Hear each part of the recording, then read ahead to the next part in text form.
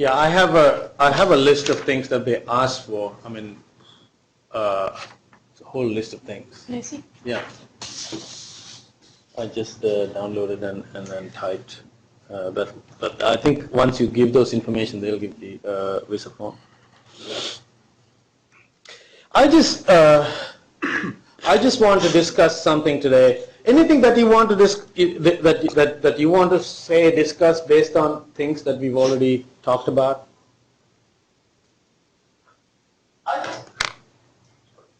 Okay. That's me? Okay. I thought somebody else. Okay.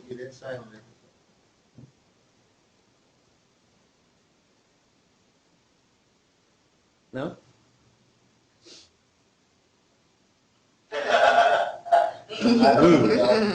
You're recording that one, huh? Yeah.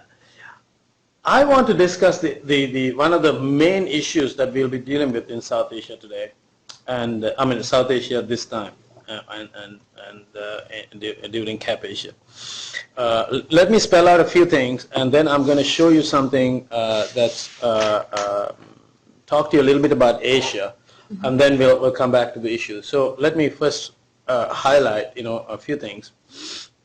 One is the larger area, if you want to know, the larger area that we're going to explore or examine is a social production of space, right? Which is not necessarily architecture as an art, which might be a component, which is not necessarily a planning as kind of like this government activity, right? Which is a part of it, of course. They're all parts of it. We look at this larger issue of the social production of space. It's not necessarily a pure scientific inquiry that we're going to kind of like engage in. I think, regardless of what a lot of people talk about, at the end, a lot of social sciences today believe in the social production, because that's what they do, regardless of what they claim to be doing, because it's that's where we are. So we are not like far off from we are very average in that sense, in some ways, but we are not very average in the sense a lot of people don't like to claim it that way. They all want to say, like, my conclusions are scientific, so mine are better than yours, So so we so that's one aspect. We can talk more about it, and we will be talking more about it. And then in the social production of space, there are many actors, right? There are elite, there are poor people, there are rich people, there are middle class people, there are women, there are men, children, and so on. In a larger sense, we will be paying a lot more attention to something that I call subversive space making. Subversive space making. That means, how do regular people create their own spaces? How do they create their own cultural practices? Like, what do they eat? Where do they send their kids to school? How do they teach their kids? And all these things. How does all these things transform into space? Right? Architecture, urban spaces, urban squares, whatever. Right? Because it's a part of the process. So it's a social production of space. Now it is, in some ways, as I pointed out earlier, we challenge you to cross the boundary rather than looking at it like, I'm an architect, this is what I'm giving you. Because you need a house, you have 3 children, you need to be able to sell it, after 2 years, this is what I'm giving you, right? No, there are parameters which we have to work on, and planners have the same issues, and so on. But it's, now, when people live, people cannot live in these spaces. Everything, if you've ever seen William White video, people when they sit, they just kind of like move the chair a little bit and sit. They create their own thing. It's unbelievable how All right, thank you. There is what we call the agency. Yeah. Right? I think so. All right, thanks, Peter. Agency. People have agency. Meaning people are not passive recipients of space. You just give something and they just use it like as if nothing happened. This didn't happen under fascism. This didn't happen under colonialism. This didn't happen under Stalinism. This will not happen under any of these systems. And it might not be a bad idea to understand how people create their own processes and spaces. Now, Hello? the you can look at this from various angles. Maybe when I did architecture, one of the things I was interested in was kind of like, well, I know people change, people get married, have children, and children go away. All this families expand, contract, lots of things happen. If I can know how people react to space, maybe I can be the best architect in the world, which probably doesn't work that way. That's what I've realized over time. I'm much older than you are, and I became more and more interested in figuring out how do people transform these things. Because I've learned too many stories like how some architects would design buildings and spaces and furniture and spoons and so on, so that they are all so intact, in some ways totally disregarding the people, because people are not passive recipients, they are active agents. So how do they sort of like create? It's the same. It goes on for urban designers, planners, everybody. I took this easy example of a house. People don't necessarily, you can't say, this is the town center, this is where you should gather around. They might gather around in a different place, right? And they might create their own spaces. And most of the time we really don't understand. One of the questions I asked is, there are discourses called the power of place. There's this basketball player called Bonzi Wells, who's Mancunian, and who played for Ball State and who's playing for NBA. I don't even know whether he's still playing, but a few years ago I know he was playing, and for example, in my urban design class, something that I'm asking is, if you want to if people want to say, hey, this is a great guy from a Muncie guy who's now playing for NBA, they might want to create this, this very nice place, for him, or a statue of Muncie. And how many people would pay attention to the gutters where he kind of probably bounced the basketball? Is it even important to look at these crummy places where he probably started off, becoming interested in is that a part of him, or is it really a statue? Maybe there's a development process where now he's a statue. It's those places. I don't know. I'm asking you to think about these things. Right? There's a Bonzi Square maybe now, and then there's a statue. Of course, for Michael Jordan there is one, a statue, at least I know, and so. So I think it's more than what we create for them. It's more important for me to direct your attention to what do they create for themselves. They are not very powerful. They are not the city. They are not the the developer. They are not because they are at the mercy of developers. We all are. And so on. But at the end, we create our own. We might create a little terrace behind our house. We might. Who knows, put a little fence around it so that our dog cannot get out, So these are all little spatial adjustments that we do to the space that we received in some ways. But they might seem very small, but they are very, very significant, I think. That's what I want you to pay attention to.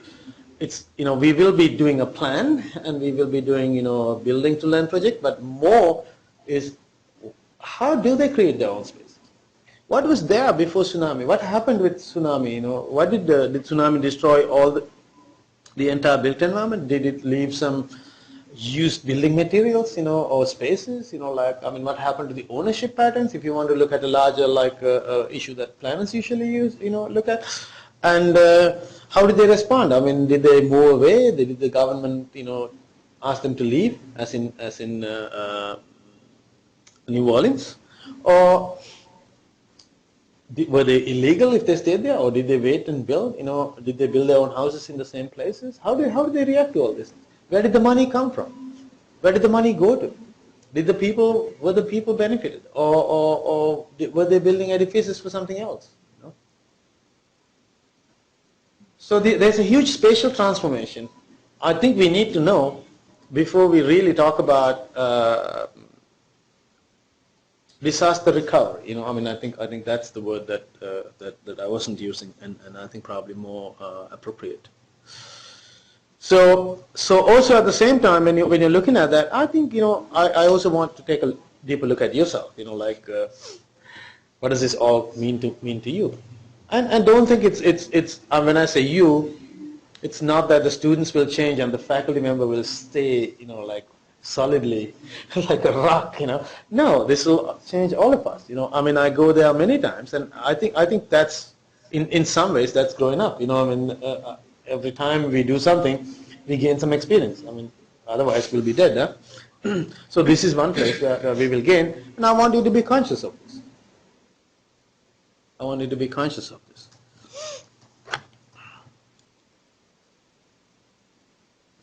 So that is why I asked you to kind of like start writing this journal, which might begin, you kind of like very much aware of what's going on. That's a kind of like a brief note, but I want to sort of like go to show something about Asia. Do you have any questions, comments, anything you want to add? I want you to be active participants, agents, and I believe in Capacia, whatever we provide, even in a regular classroom, you will be creating your own thing. And here we want that we want us to be aware of that. So that is why we say Capacia is, you have your own Capacia. But there are limits, there are prescriptions, not prescriptions, and we provided some tools, and there are rules and regulations that we have to abide by, since it's a university program. But you need to build your own. At the beginning, it might not be too different, but I think in your personal journey, what you're doing might fit in different ways.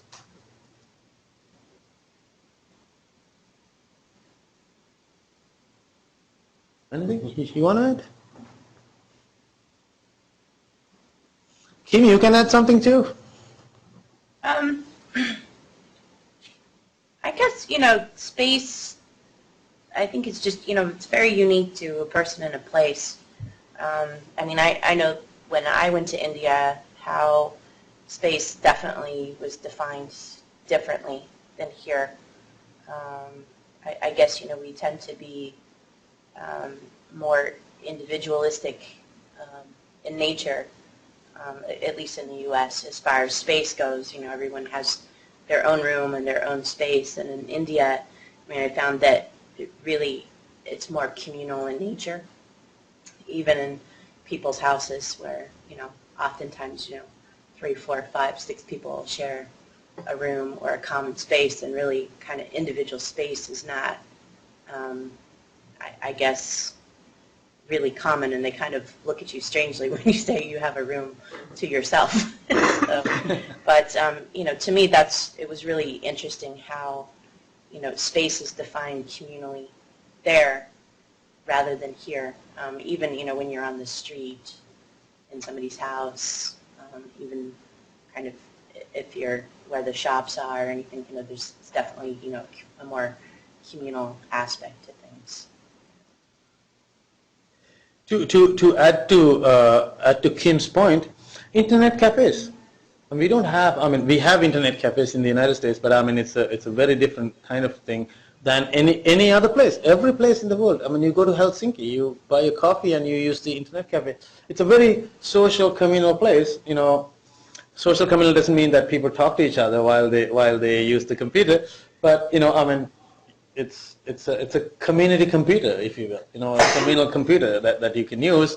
If you, of course, it's commercialized. You need to buy a coffee or something, and people come and sit down and sort of like use those, as opposed to, in our culture we have individual and we have individual computers. So some places provide Wi-Fi, so we can bring the computer and then use it. And then last time I went to Starbucks. I didn't use, but there was this other gentleman who was trying to use, and he figured out he had to pay money to use the computer separately. So he didn't want to do that, so he didn't. So it's interesting to see, the individualization and the commercialization is kind of like, it's very different. It's not other places are like totally out of the free market or some or out of the market or something, but it's the how it functions. Again, it's like space. How do you use the market? Yeah. Responding to what she said a minute ago, do you think that's more like the space itself affects their culture? As far as you said, India is more communal than America. Is that because of maybe financial reasons or like geographical limitations or anything like that? Or is it just that's how their culture is? I think part of it's cultural. Some of it undoubtedly has probably been driven from the economic reality. But now with the burgeoning middle class and, it's growing and growing and growing and growing consumerism, it's kind of changing now. So it's been three years since I've been. So, I mean, frankly, with, more money gives you basically kind of the right to buy more space, whether it be public or private or, functioning. So, things are changing and they are shifting there. But I think, culturally, I think, it's more about the sense of, what your place is in the larger whole rather than, just your place. So, sorry if that's not exactly it. Yeah, there's an expanding middle class in India, and also you can see, just minutes ago, like I talked about the privatization of the visa process, so it's outsourced, it is. I don't know many other countries can do that actually, because there are also certain economic conditions behind that. It was kind of interesting. What Kim was saying about the middle class and how it almost sounds like it's appropriating Western values. At the same time, it's kind of creating a class or a group of people that didn't necessarily exist before, and so are taking on somebody else's values in order to define themselves. And I don't know, that's just kind of me reading into the discussion that I'm hearing because I don't have personal experience with it, but that's... Yeah. I think that's true to an extent. You always have to remember that we don't just export goods and services, we export culture along with those things. There's a really kind of, it's kind of an older book, but I think it's like Michael Jordan and Globalization, but it just uses kind of the allegory of Michael Jordan, being, it's not just, he himself, but it's the whole image, the brand, everything that it stands for. But the book is just, it's a small book, but it's pretty good on how we export culture in addition to goods and services. But, but definitely you see that. It's you see it more and more. What's going on? Even my friends that have kind of launched themselves into the middle class in India, definitely the consumerism is, incredibly ramped up compared to what it used to be. So this is great that you guys are talking, because I think this is how Capish is going to be basically, because I follow this guided construction of knowledge process where you will be talking, there'll be readings and I'll be chipping in and sort of like creating, providing support, guidance, direction, additional material, whatever that's needed. But in this particular case, I also would like you to begin thinking about breaking this down to kind of like smaller details, because maybe if you take bigger categories like West and the East, or United States and India, you may miss out a lot, because at the end of the day, the Indian middle class is never going to be American. One of the things is nobody can be Western except for the Western people. That's the whole definition of that, So other people can be Western in some ways, and how do they construct their, I grew up in Sri Lanka, and there's a middle class which claim to be Western, and if you look at them from the West, they're not really Western. Our students go to like India, and they see this pop music, and they say, wow, this is very Indian. Probably many Indians would say, oh, this is very Western.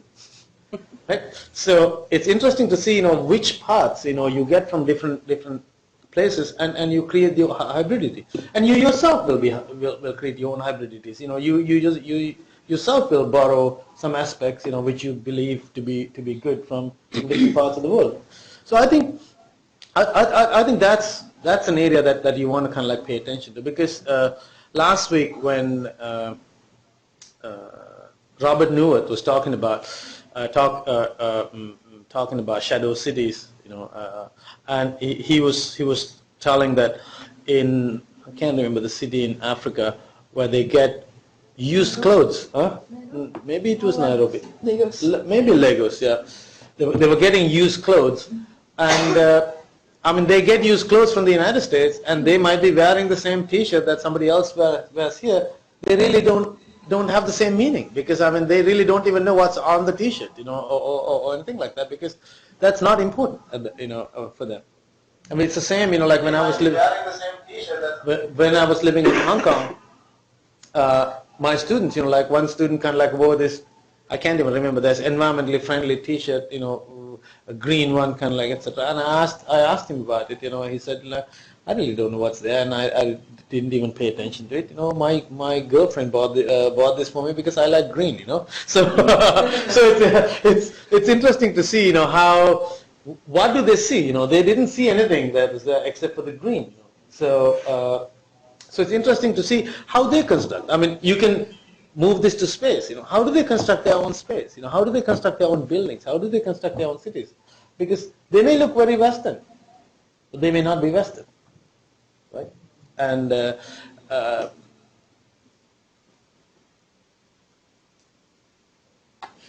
so hybridity is the key word. I mean, because I think cultures evolve through hybridity.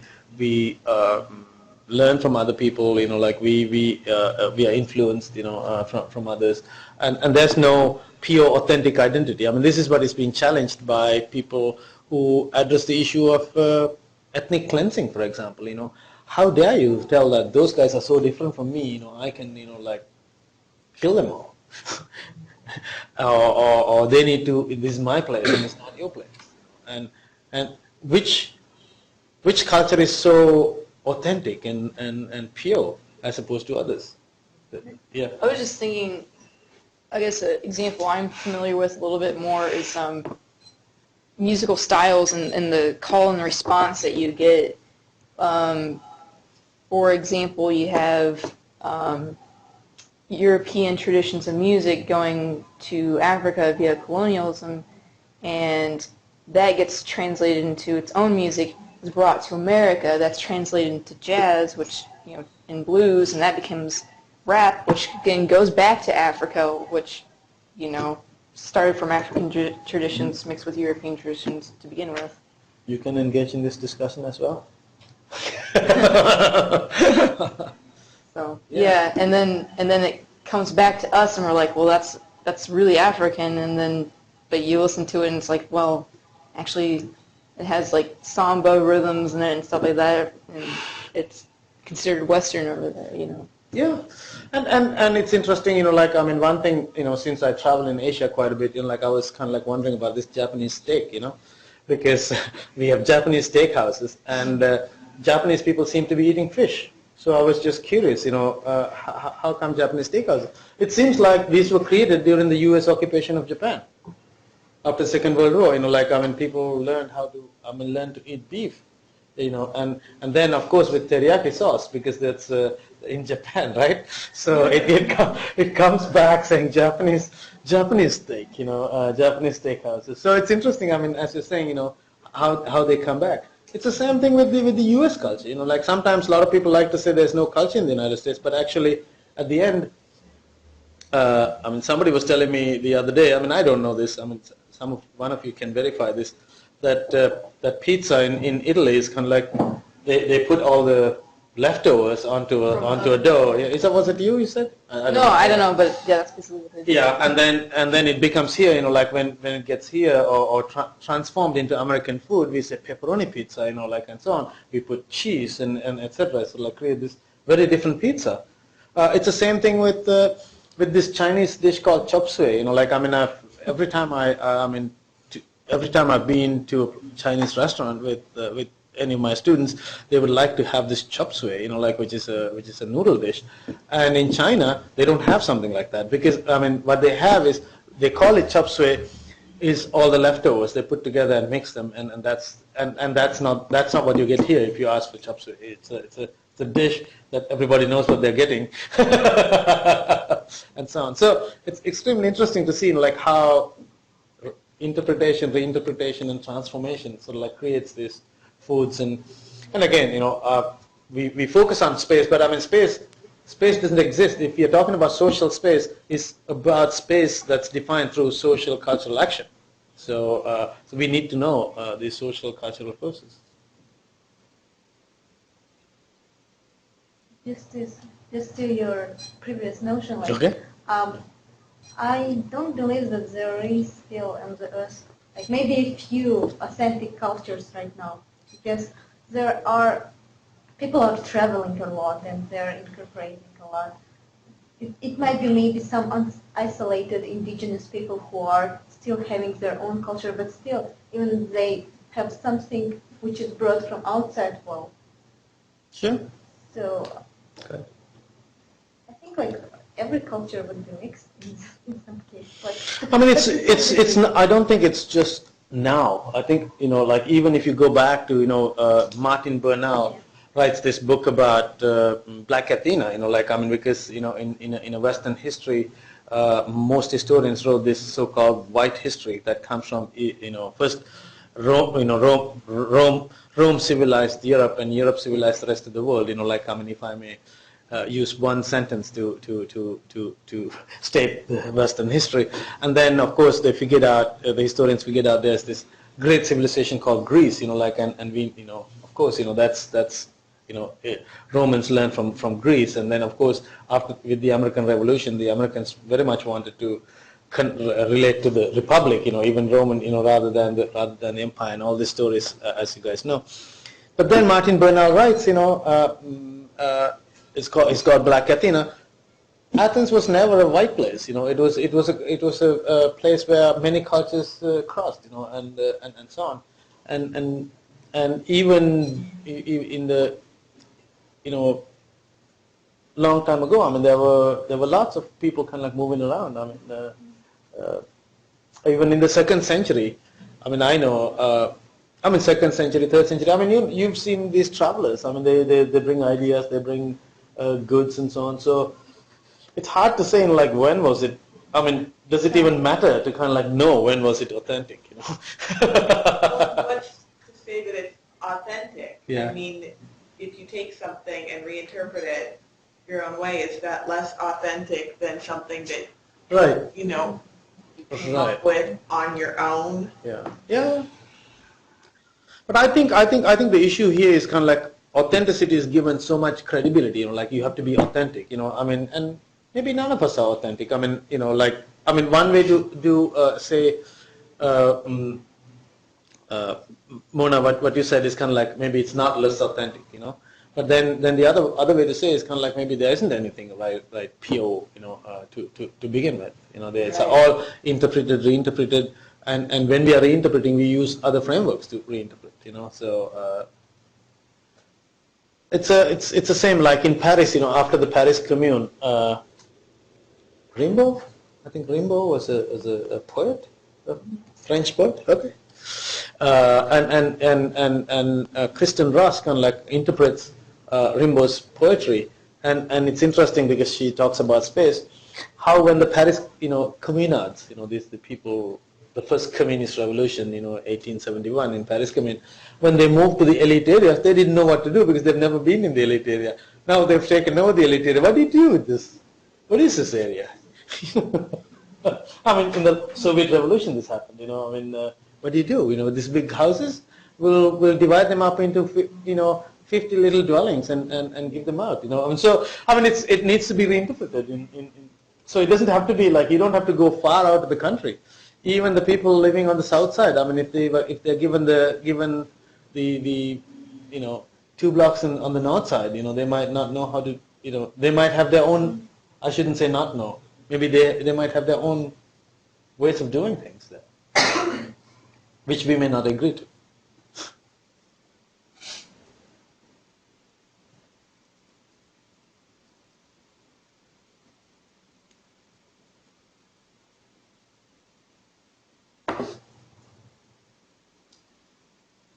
Okay, let me go into this one then, since there's a little bit of silence. Can I use the? Yeah. This is a piece. This is something about an issue that we are dealing with. I would like to think of this as a contemporary issue. Not be.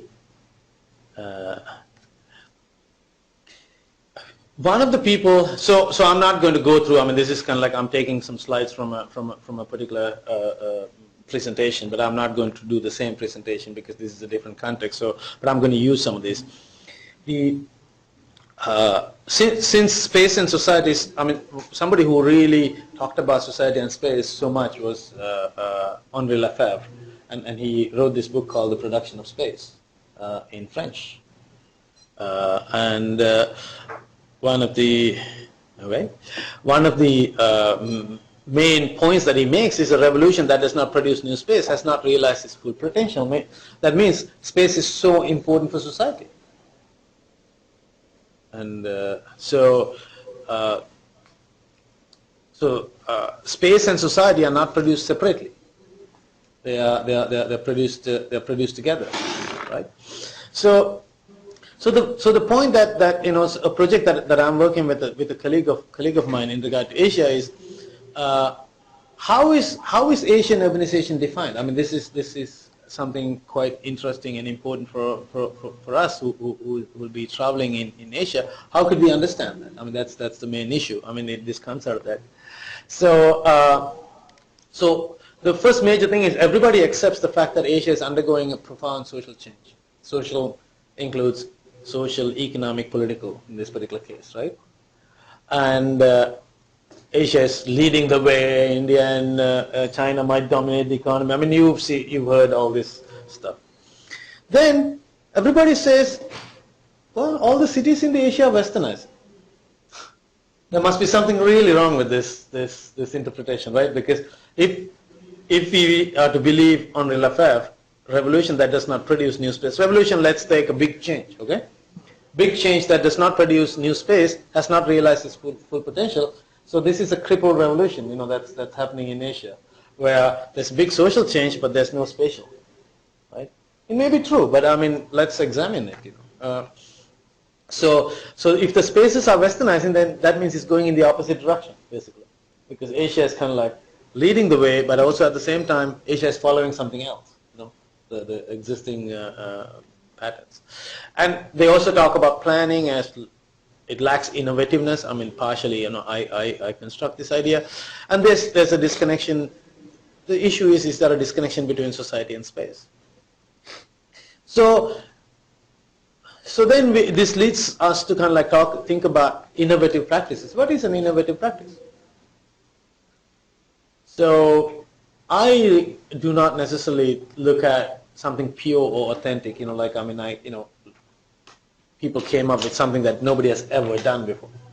Maybe in some ways yes, maybe in some ways not. Like as Mona said, once you interpret it, it is different.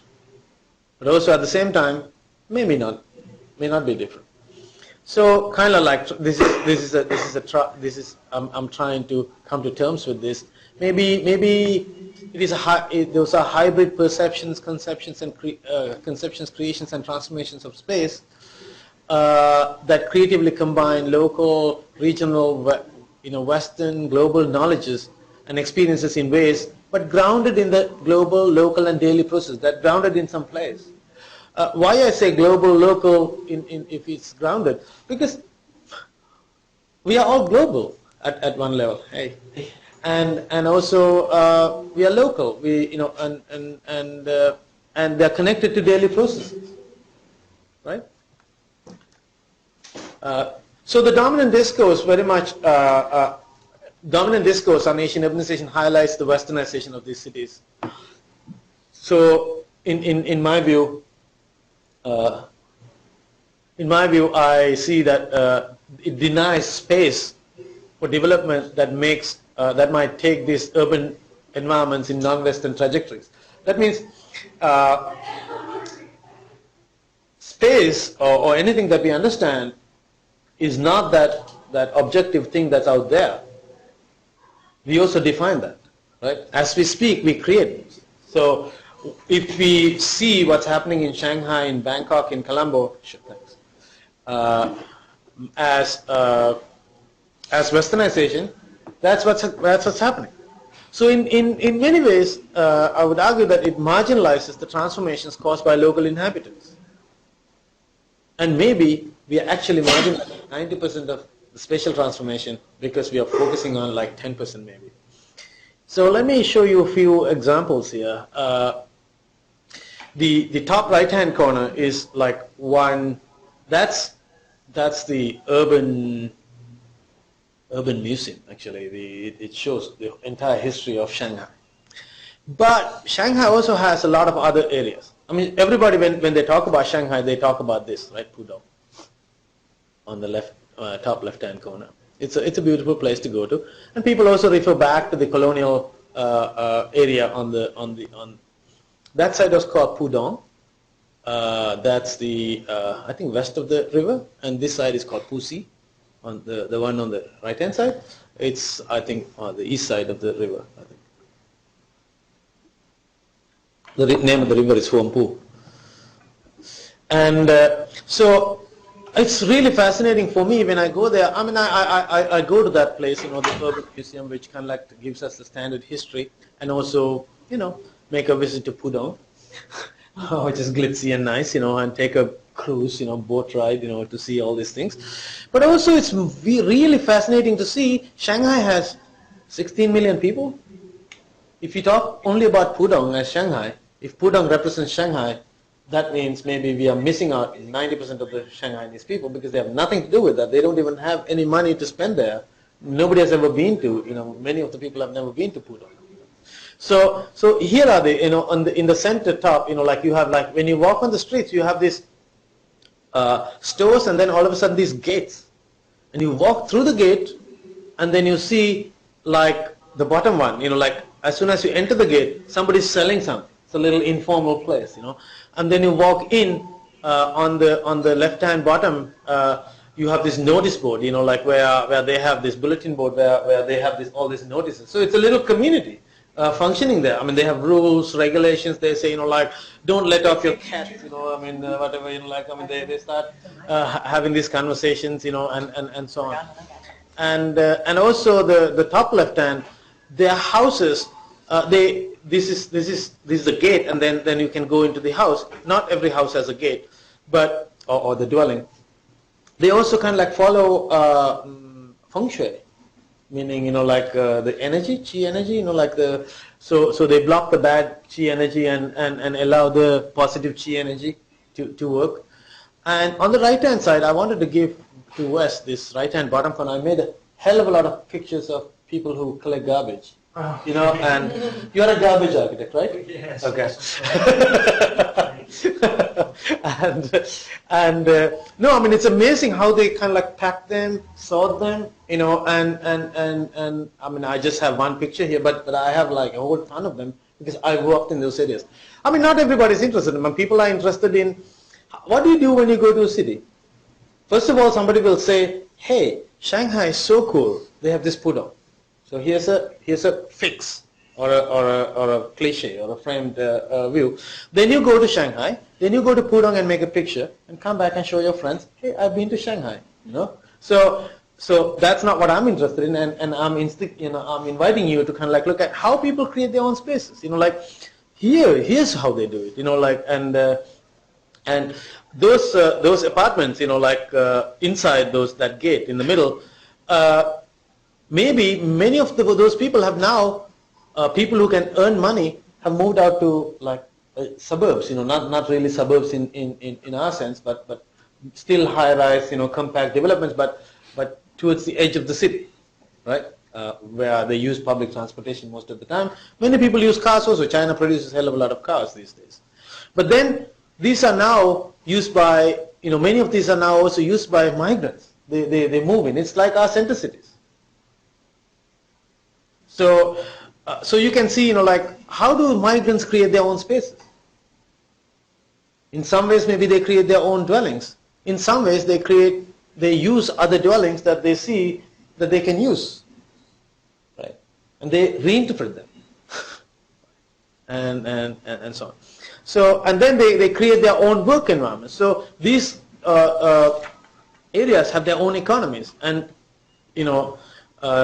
center bottom is one aspect of the economy, buying and selling, and then some people there in such places you also have people who repair shoes, various things. And on the right hand bottom you can see they collect garbage and recycle. I mean, this is an amazing industry. I mean, is it environmentally friendly? I mean, I don't know. I mean, you can ask all these questions. I'm not going into details of this.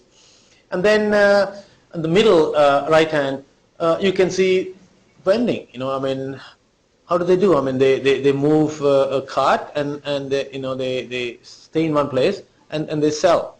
So in some ways, like what I'm trying to highlight is you cannot understand Shanghai just by looking at Pudong. I mean, that's a very bad way of looking at Shanghai, and you're marginalizing all these people. And maybe there's a lot of space for us to understand these places, that nobody has ever tried to understand.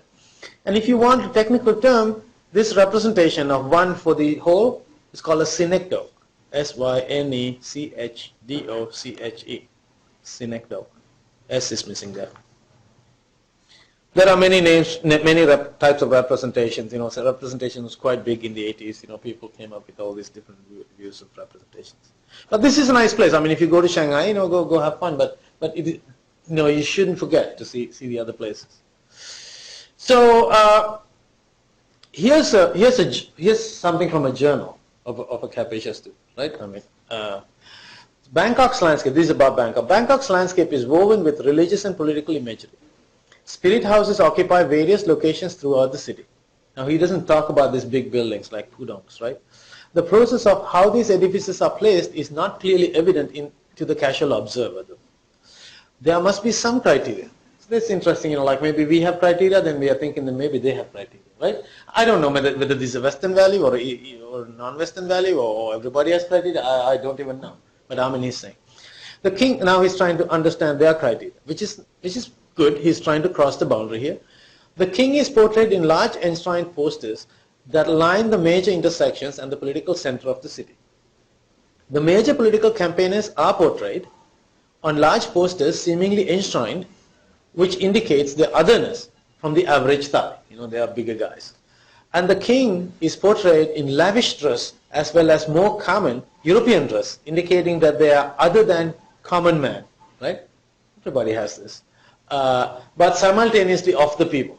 How do you create this? They're of the people, they're other. I mean, these are great observations. This merely touches the surface of the intricate cultural and political landscape which weaves itself through the city.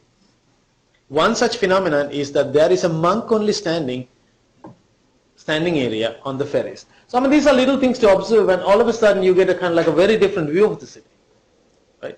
I mean, I have taken students to London and shown them things that they might probably not have seen. Let me show something about Bangkok. And Bangkok is also very varied. I mean, as I'm saying, I mean, you're not seeing sort of like designs done by any famous architect here. That wasn't the plan. On the left-hand side is a market called Chatuchak, and old bridges kind of like operate, and these canals on the right-hand side. I mean, that's what they used to. That's what defined Bangkok earlier. They are gone, but they are still. There's hybridity because still people use them to travel. Some people go to work on little boats. And then, informal markets as on the right-hand side. And then all of these things are mixed with these statues, like on the left-hand top, like the Buddhist. But you can't just generalize them because if you go to Sri Lanka, which you will be going to, you don't see those things. So it may not be Buddhist. It may be Thai Buddhist, or it may be Thai local culture, seeping into Buddhism. And he continues, Asian practices as understood in these localities use the structure of the West since the idea of a design profession is Western. Okay? Good observation. Though there may be mimicry or blind use of the Western-minded practice, they are still working within the system to understand their own voice. Right? This is somebody looking from outside. Jeremy Richmond talking about the Sri Lankans. Sri Lanka has produced very indigenous architecture through the impetus of several architects. And we will see many of these. How are these emerging professionals constituted and legitimized in this Eurocentric world system? Able to find their own voice and presence, either becoming more unmarked practitioners, right? Unmarked means architect, planner, instead of Sri Lankan architect, Sri Lankan planner, which is marked, or a black architect, black planner, or more local or possibly marked, like Indian architect or Thai planner. Or will the third in-between space come into being, somehow managing both extremes, the middle way of design, with Buddha at the drafting table? That means, the Buddha talked about the middle path, so he's trying to bring that in. So asking very interesting questions. Now here's some good examples of Bangkok again. The left-hand top building is a palace, grand palace, and is it Grand Palace? Yeah. But there's one specific Grand Palace in Bangkok. I don't know. Is that the Grand Palace? No. Okay. I think it's a Grand Palace, but I'm not quite sure. But you can see Thailand was not colonized, but they were following the West. Mimicking the West and trying to prove that you shouldn't colonize us because we are as civilized as you are. So it was an interesting thing. One of the things they did was kind of like one of the kings went to Russia because didn't trust the French and the English too much for that, so went to Russia and took a picture with the Tsar and showed everybody, if you attack us, we have some allies in Europe, so and so on. But anyway, send the kids to European schools, and you can see hired architects from Italy and France and various places. This is an Italian architect who did this, and then at the turn of the century, I think King Mongkut, when he was ruling, the royalty said enough. This is going too far. We are Thais. And then he had to stop the building at the roof level, and then he was compelled to put a Thai roof. So you can see it's a Western, Italian architect designed building with a Thai roof. Somebody had to redesign, reinterpret, as Mona said, a Thai roof into that, and sort of create a more unified building, as architects would like to do. So it shows kind of like an era when Thais were very Western, Western oriented, or at least the Thai royalty, and this was kind of like the change in some ways. The bottom three pictures are also very interesting. On the right hand side is the World Trade Center in Siam Square. And World Trade Center, in front of the World Trade Center, I don't know whether you can see, there are some umbrellas, and then they have like Friday evenings or so they have a beer garden, so it's very Western in many ways, but of course it's in Thailand, it's the food stalls are very Thai, and then on the middle is the intersection, with of course the sky train and so on. Above the middle right hand is also that same intersection, people crossing and so on. On the left hand side is, once you cross the intersection, you come to a place where you can call this traditional. It belongs to, the one is very global, the other one is local maybe. The one is like futuristic, the other one is maybe traditional, past, where men and women or girls and boys go to pray to the god, asking for a good girlfriend or a boyfriend. Because that god is known for, for that, so it's interesting, to see, this one futuristic, global, whatever on the right hand side, and then this total traditional thing on the left hand side. It's a very hybrid. Because the people are not like. So how do you interpret, the present? How do you interpret the present if you can get out of all these terms like global, modernity, and so on and so on. So I think the understanding, a more sober understanding of the local cities are hampered by the lack of analytical tools, because if you want to understand anything, you have to kind of like know the Western analytical tools. I mean, there aren't anything like coming from the past or created in the recent past, and the approach. So the scholarly work are very much focused on globalization. The transformations are equated to Westernization and viewed from a Western vantage point. As I said earlier, as they speak, they create the place. So we begin to believe. So discourse is very, very important. And what happens is they marginalize the local production of space. So I'm going to show you a little bit more of these images. This is Hanoi, which we are not going to Hanoi. And you can see all these different, in the landscape you can see these are 4 images. On the left hand bottom is what the French created. It was a French colony, French colonial city. Right? And they are of course interpreted, I can't zoom in on that. I mean they are Vietnamese names and the Vietnamese places now, and how do they transform is interesting. But the French also created a very elite area. I don't have a picture here. And on the left-hand top, maybe you can recognize that. Yeah. Which Soviet period? times. Soviet times. Okay. Because they underwent. So it's interesting to see, go into the landscape and sort of like figure these things out. And right-hand bottom is now.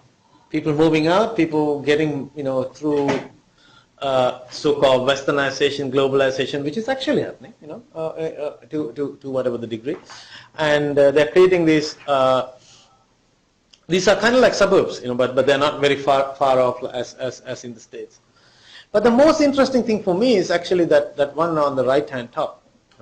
That's the presidential house that Ho Chi Minh used. I mean, he defeated the world's richest countries, using, from there. It's a real interesting hybrid. In Thailand also they have this, in Thailand they're called Thaituns, the raised platform, houses, raised houses. So Thaitun is the lower space, and in Vietnam also they have this. And then on the upper floor there are actually 3 rooms. And on the ground floor, on the lower floor, you can see those mats. It's totally open. There are no windows, doors, nothing. And then you can put those mats if it's raining. And so lower floor usually is not paved or anything like that in traditional houses. Now, it's interesting to see how they're modified in this way. And there's a long table with like 12 chairs or so, and then there's a telephone, and that's where the cabinet met.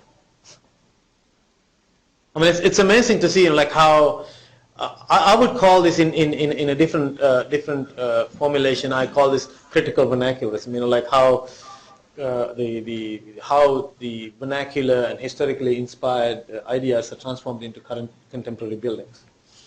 So that's really fascinating for me. So then again, you can see it's kind of like quite diverse. This is Hong Kong, and everybody thinks of Hong Kong as this glitzy high-rise place, which is a very small area. I don't even know. I need to find the proportion, and it might be just. I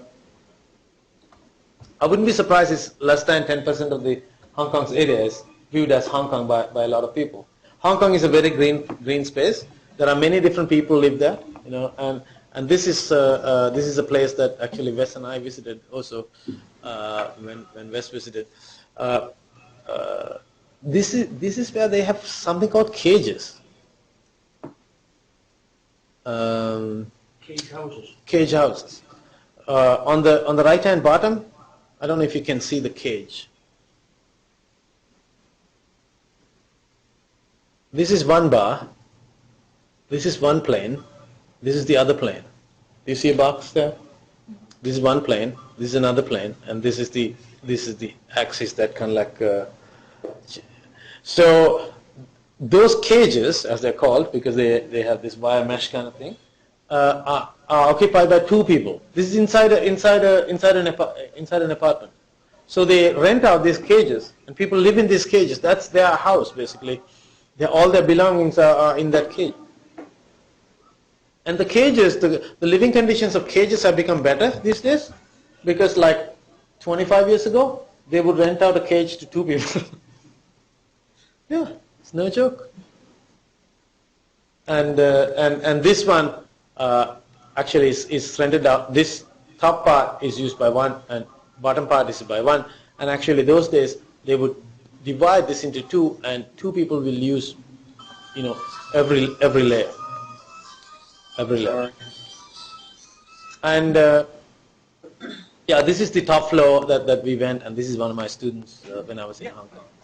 And they, in Hong Kong, there are also a lot of people who are interested in this. You can see this is an exhibition that some artists created, in search of marginalized wisdom. People trying to kind of like figure out what's going on there. If I could Yeah, say please. something there, I mean, Yeah. it's also interesting to me, I think in keeping with the theme you've got here going, Nihal, it's, Nihal and I've seen these cage houses, and from the United States, it's almost seems impossible to me to get any information on them. I've spent time on Google searching for cage houses, Hong Kong, all this sort of stuff. Found nothing.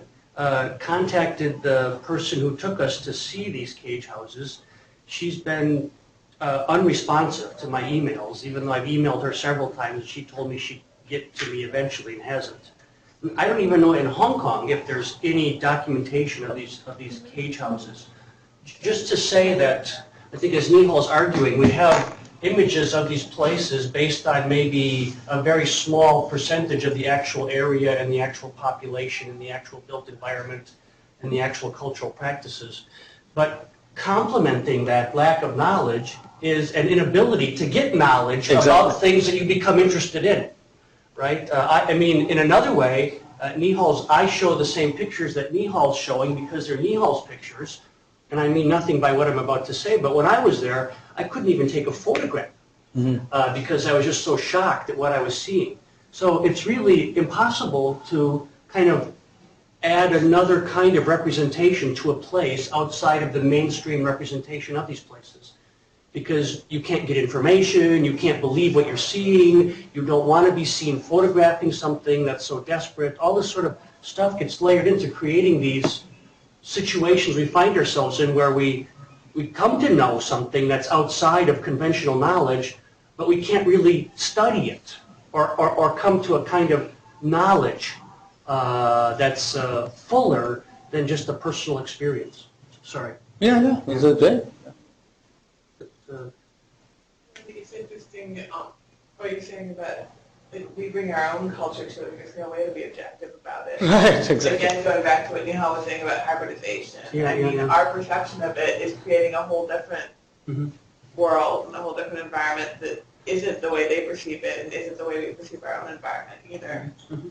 It's tremendously difficult. I was gonna say, like you were saying, you were shocked you couldn't even take a photograph, whereas that's how they live, and there's nothing to be ashamed about it. Exactly. Yes, absolutely right.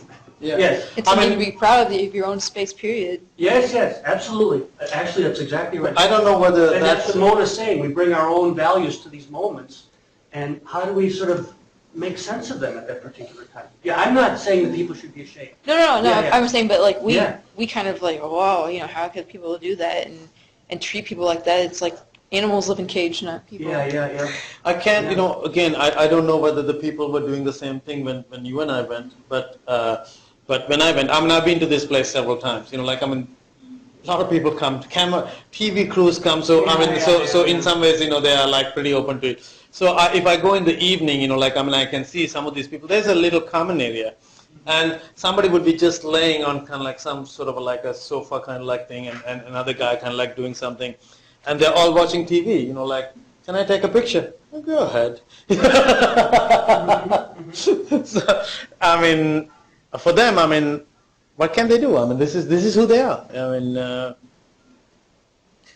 I think the problem mostly, I'm showing these images on the left-hand top corner. You've probably seen this last time, the shipbreaking yard, and the next one is another global space, hybridized global space. these are housing that in India built for expatriates, non-resident Indians they're called, so they say, like, well, you can live in India as if you're living in America or Britain or wherever you are. Sorry, the category that Anthony King came up with the term, right? Globurbs? Globurbs, yeah. Yeah, it's interesting. So they're like global suburbs. Yeah. They're suburbs connected to a much larger global network. Sorry. And then the bottom center is Seoul. In Seoul you have these places. This is the old area of Seoul, but unlike here, we don't have this zoning where rich people and poor people are separated.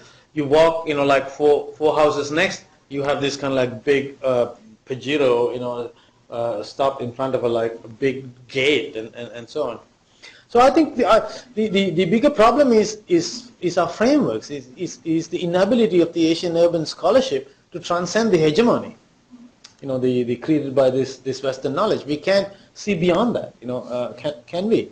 And as you said, I don't know whether we can. I mean, we've been to this cage areas, we just I keep going. I mean, that's one of the things that I do to kind of see whether I can understand this, because maybe I develop some arrogance, meaning I can go to that place, but maybe at the same time I develop some familiarity and connection with those people. Maybe I can know about them. Oh, and I think, as Ashley was saying in a different way, even these, just to talk about these cage houses again, just it's interesting societal space, I think. It's very likely that the local urban scholars don't want many people from the West to actually know about these places. Yeah. They're sort of a historical consideration. This is the way Hong Kong was 25 years ago. So it's very it seems likely to me, and I don't know this for a fact, that not much is being written about them, has ever been written about them, or is being written about them. Because the city leadership is busy getting rid of them, creating apartment dwellings, bettering the lives or the living conditions of the people. But my hunch is that even the Hong Kong urban scholars aren't paying much attention to the people living in the cage houses, and probably never have. Yeah. Again, I'm really speaking. Yeah, this is why I went to when I had my Fulbright Scholar Award. I mean, I went to the Hong Kong Baptist University instead of University of Hong Kong, because University of Hong Kong, they do plans. I mean, they think they know the world, and so on. That's not where I wanted to be. I wanted to be in a place where we don't know the world.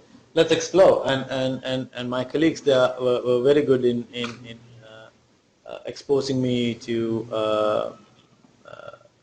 this world. And as I showed you, I was able to take students out there. Is this on? Okay. Okay.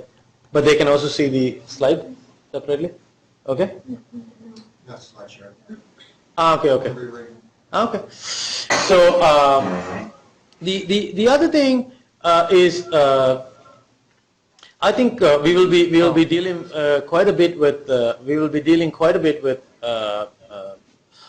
post-colonial studies and subaltern studies, that kind of stuff, which different people have tried to explore, reinterpret, what we are seeing, the different paradigms that have been developed in the recent times. Partha Chatterjee, one of the leading scholars in the area of subaltern studies, one of the things that he highlights is we talk so much about systems, but system totally depends on the exceptions. I mean, English language is a good thing. If the exceptions are gone, there's no language. To begin with, and there are many. So at the end, I don't know. I mean, it's important to kind of pay attention to the exceptions, and maybe that's what you're trying to do, because the system cannot function. System will fail. Because the system is going to fail, you're saying, okay, make this exception. We'll make this exception. We'll make this exception. Otherwise, the system is going to fail. Right? Do you have any examples of this, where a system needs the exceptions?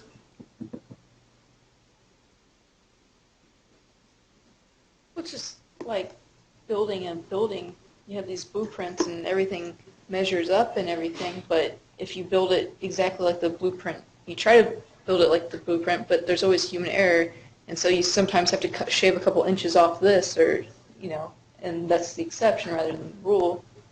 Mm-hmm. And then the building won't stand if you build it exactly, without making adjustments along the way. I mean, one exception might be something that you're doing every day. If you drive, 5 miles over the speed limit, maybe the cop wouldn't care to catch you, because that's an exception. Like if I start catching these guys, there'll be no law, because the thing is, I'll be, I can't do this, and I can't, enforce the law. In order to enforce the law, I'm going to let them go, but I'm going to catch the guy who's going at 15 over, right, or something like that. So there is a law, but it's not implemented, in that fashion.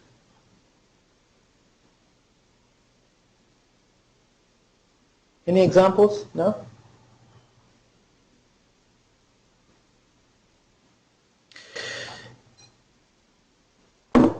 We'll get back to that. So, so in some ways, like I invite you to focus your attention on the subversive space making. These dominant discourses, as this quote from Partha Chatterjee talks about, which about the exceptions. The discourses are not absolute. I mean, Wes and I were talking after the presentation by Robert Neward. In some ways, these informal settlements are outside of capitalism, right? Is that true? Is that true?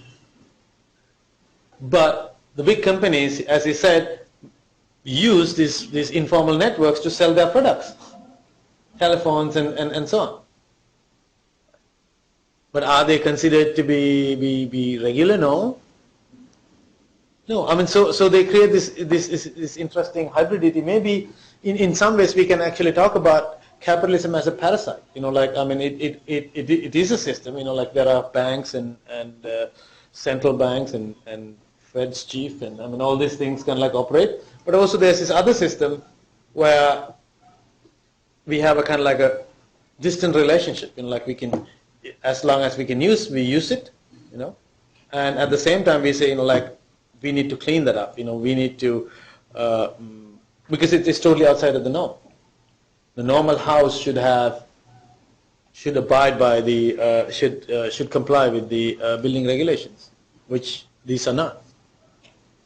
So the system of domination is not complete. And urban plans, urban regulations, urban law, none of these things are complete. Building regulations.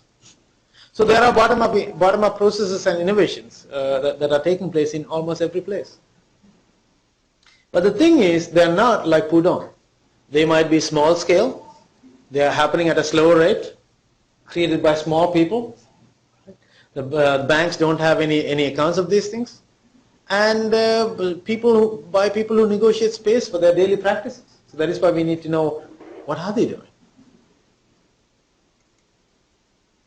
And I shouldn't say I don't want to again make a big wall between the professionals and regular people, because there are many professionals, not a lot, but I mean professionals. They also learn by doing, which is what we're interested in. Right?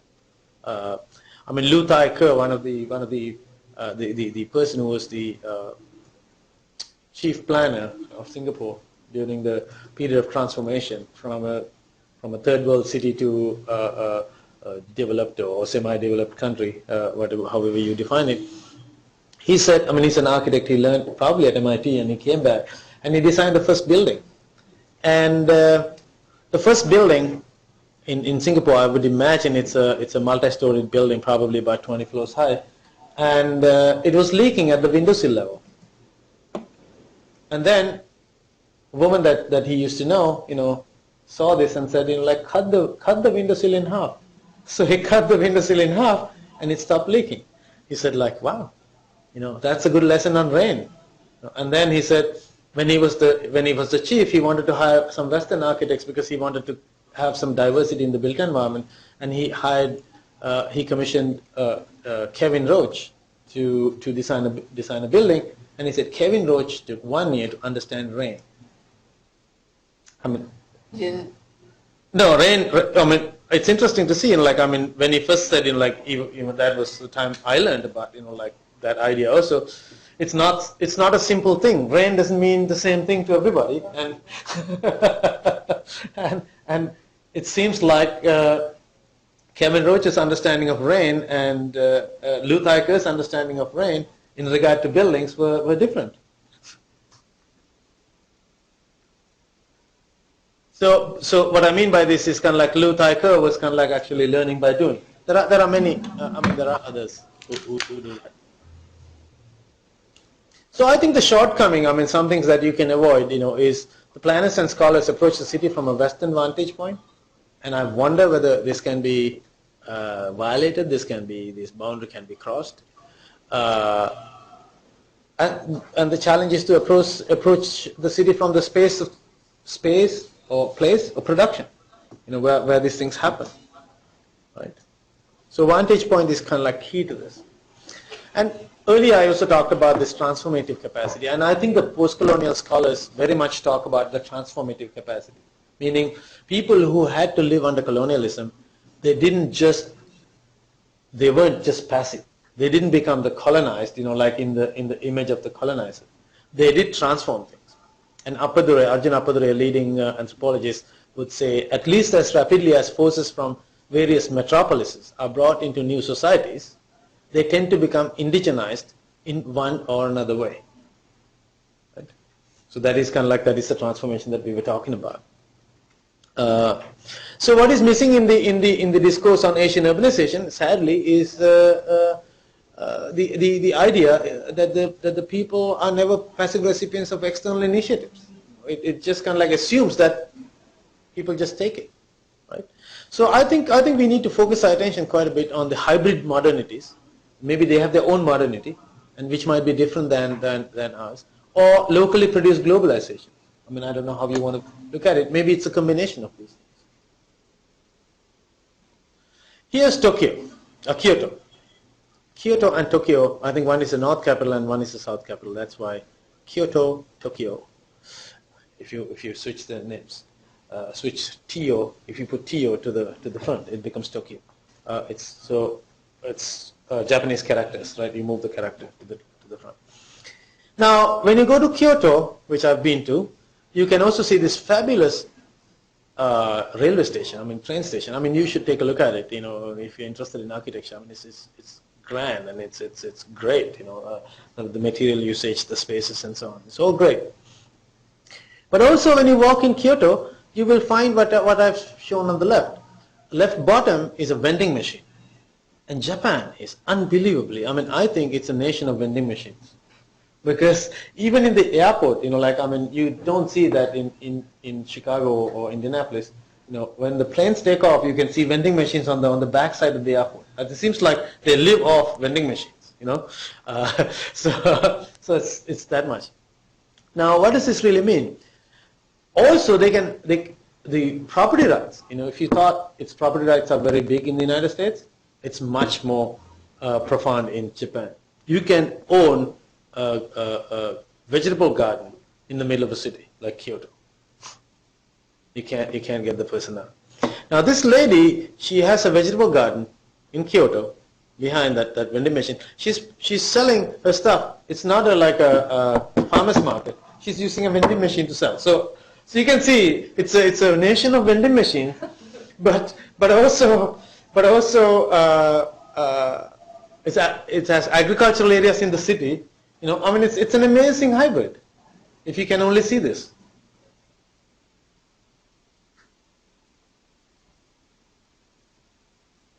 So at the end, the city is a perception. Because the city that's out there, we cannot actually. How do we know? We have to understand. That's how we know the city. In order to plan, in order to change, in order to understand, in order to do anything, we need to understand. So each observer, if you are living there, like the lady who was selling vegetables or whatever, each observer makes sense of the city by using intellectual frameworks, right? I mean, we have biases, we have our own baggages like assumptions, beliefs, interpretations, narratives. So we use all these things to understand this place. I mean, I'm telling my story, and you might have a different story, and it's fine. And the issue is there's social power involved in this. Some narratives become more important than the others. Some narratives are believed, they are told as, oh, this is very scientific, now you have to kind of like believe this. Whereas maybe the poor, as I showed you, the people who live in Shanghai, they don't believe that. They find their own spaces. They create their own discourse. So there are many discourses that's happening. So maybe it's worthwhile paying attention to the local perception. So this is kind of like a big overview, okay? So subordinates also, if you want to call that, and some people, using Gramscian, it's an Italian Marxist who came up with this idea called subaltern. Some people call the subaltern, or the subordinate people, or people who are less powerful. James Scott, in his piece on the infra politics of the subordinate groups, he talks about the relatively powerless typically avoid direct symbolic confrontation with authorities because they will lose. Unless you're Saddam Hussein, I don't know whether he did that, but you would avoid that because that's not the way to win. But engage in infra-politics using ordinary weapons such as foot dragging, false compliance which require little or no coordination or planning. Right? You don't need a big political party for that. And often represent a form of individual self-help. People selfing each other. So these things, while the subordinates can monitor, the powers cannot monitor these things. But he himself talks about this, that this pushing of the boundary doesn't happen only by the subordinates. Even our bosses would try to push the boundary. Like, hey, stay in office and work for another 2 hours. And so on. Try to see whether how far they can go, going beyond the law. Going beyond the regulation and so on. So there's always this negotiation. I mean, whatever the formalities is a framework, and it goes beyond in regard to that. And that's called infra-politics in this particular case. And Scott is interested in the infra-politics of subordinate groups. Here are some other images. Since we are so good at looking at images. The left-hand top I showed you last time. That's an informal settlement in Delhi. People build those things, self-builders. And on the bottom left-hand, you saw this last time also. It's Churchgate Station, which is in Mumbai, which we will see, and which is used by 4 million people daily. And this is people coming out of the station. It's difficult to control any of these things. And the top one is actually the globe, and the right hand is the architect's solution to self-built, response to self-built housing. And Beijing, you go there. I mean, there are hutongs. Hutongs means courtyard houses that comes from the past. And it's interesting to see some people still live. The bottom one is the entrance, right? And the top left hand is the inside, which is a courtyard house, and people are building in the courtyards and various areas. So they transform that to their living. And of course the businesses, they buy them and transform them into bars, which is another hybrid, right? And Tokyo, I mean, you can talk about Tokyo, and you can say Nishi Shinjuku areas, they are like the central business district, and that's the center. But if you go to Tokyo, you will see a big hole in the middle, which is a very different kind of a city. What is that hole? Does anyone know? Park? Huh? Yeah. No? Park? Emperor's residence. Oh, is it? Yeah. So you can see, I mean, it's an important thing. It's in the middle of the city. But it's symbolized in a very different way. Nobody will, unless you carefully look at that, nobody sees that, because everybody sees the buildings, and then once you see that, you don't know what it is. Yeah, so we talked about hybrids, and instead of kind of like I'm even referring to, let's think about that journal entry. So the issue is, how often are Asian cities characterized this way, without descending into Western or Eastern, that duality, or modern, traditional? Is it modern or traditional? Global, local? Instead of, could it be local and global, and Western and Eastern, modern and traditional? How are all these different elements put together in creating any of these cities? And here's Singapore, another example. On the left-hand bottom is I don't know what, Key. It's a place, Keys, Quay. And this is kind of like the harbor area. It's been redeveloped into entertainment plus business, kind of like an area. But still, it has like the colonial ones on the right hand side, left hand top. Very hybridized kind of like type of areas. So even a very simple place like Singapore, highly managed. The spaces are quite negotiated. And so I told you about on the left hand bottom and right hand top. I mean those are pieces from history, but it's not history anymore because it's current. Those are symbols that are left from the gate. Those creating the modern city, right? Those are gates. And then on the left hand side, left hand top, I told you about this old area, very windy, very narrow roads. And then you walk on that on the right hand bottom, you can see a rich guy living there with a big gate and garage, and he needs more space to park his cars, so he uses the road. So is it possible for us to focus on ordinary stories? Is it possible to make the ordinary stories visible? What I mean by this is, we have been told stories about this dominant stories about Pudong and all these glitzy places, right? The Gold Coast and so on. But it is the discourse that creates the place. And can we go beyond that and start seeing ordinary special stories? But if we can make them visible, then maybe we can those things could create create cascades, of thought, practice, and scholarship. Okay. I don't think I'm going to show any of this. Yeah, let's.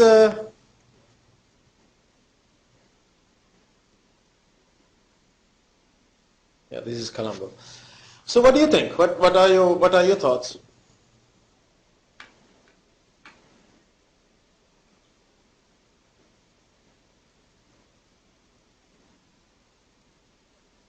I think in some ways, I offered a different way to look at the city or architecture or space. And when I say subversive space making, that doesn't necessarily mean we have to say either or. Just only because sometimes they don't create their own spaces the way we are trained, like architects and planners. They negotiate.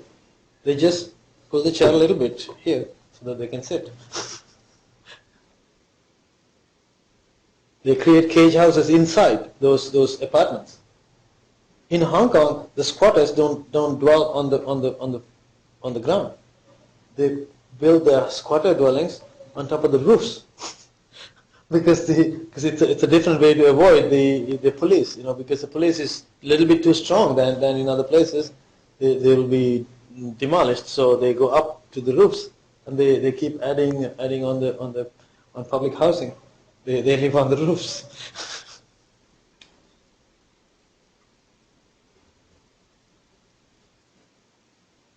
So what are your thoughts?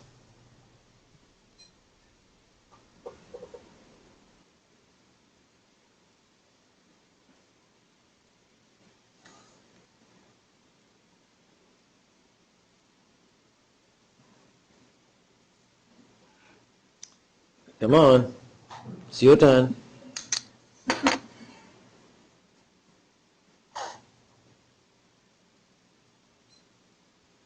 I guess one thing that I was struck by, I spent most of my time in a city called Pune in India, which is about 4 hours south of Mumbai.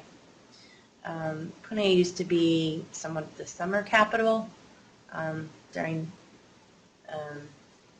the British colonial period, just because it has cooler weather. There's a rather large university. It's called the University of Pune, which is called the Oxford of the East. And so it's really interesting when you go through that campus, you really feel like you are in Britain. These old stately buildings that really seemingly have nothing to do with that location.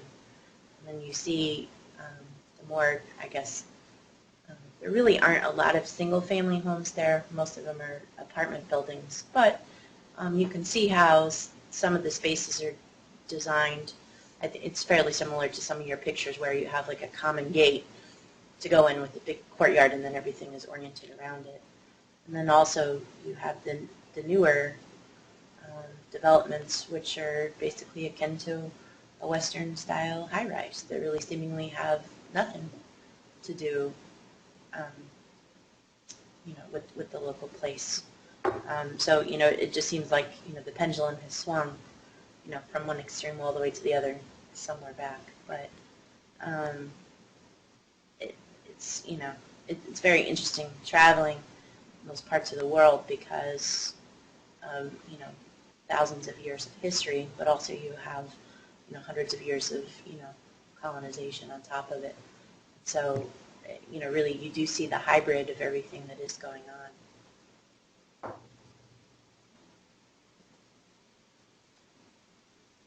Hello? Yeah.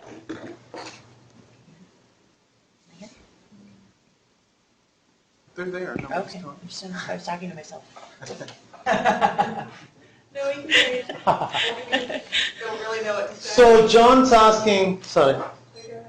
John's asking, just to give some space for these guys who can't talk.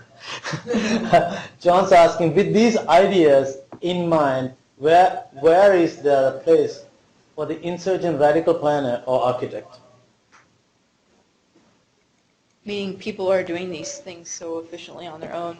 Why do we need professionals to do that kind of thing? Or I don't know what the meaning of that is. Maybe we need to interpret that one. Yeah, I mean he can write back actually. Yeah, I mean what I mean is there a role? I mean who's a radical architect or a planner? Radical what? Insurgent radical architect or planner. Because I talked about subversive space making or insurgent space making, if you want to kind of clear that. Now he's asking about insurgent planners and architects.